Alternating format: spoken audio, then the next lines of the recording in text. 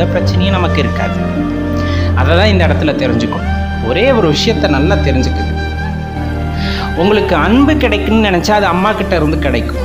பாதுகாப்பு வேணும்னு நினச்சிங்கன்னா அது அப்பா கிட்ட இருந்து கிடைக்கும். அரவணைப்பு வேணும்னு நினச்சிங்கன்னா உங்கள் தாத்தா பாட்டிக்கிட்ட இருந்து தான் கிடைக்கும். நம்பிக்கை அப்படிங்கிறது என்னன்னு உங்களுக்கு தெரியணும்னா உங்களோட கணவன்கிட்டையோ அல்லது உங்கள் மனைவி கிட்ட இருந்து மட்டும்தான் அதை நீங்கள் உணர முடியும். விடாமுயற்சின்னா என்ன, களங்கமற்ற உள்ளம் எங்கே இருக்குன்னு பார்த்தீங்கன்னா உங்கள் குழந்தைகள்கிட்ட இருந்து உணர முடியும்.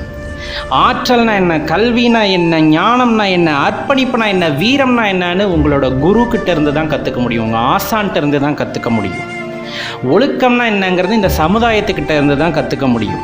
நட்புங்கிறத ஒரு நண்பன்கிட்ட இருந்து தான் நீங்கள் உணர முடியும்.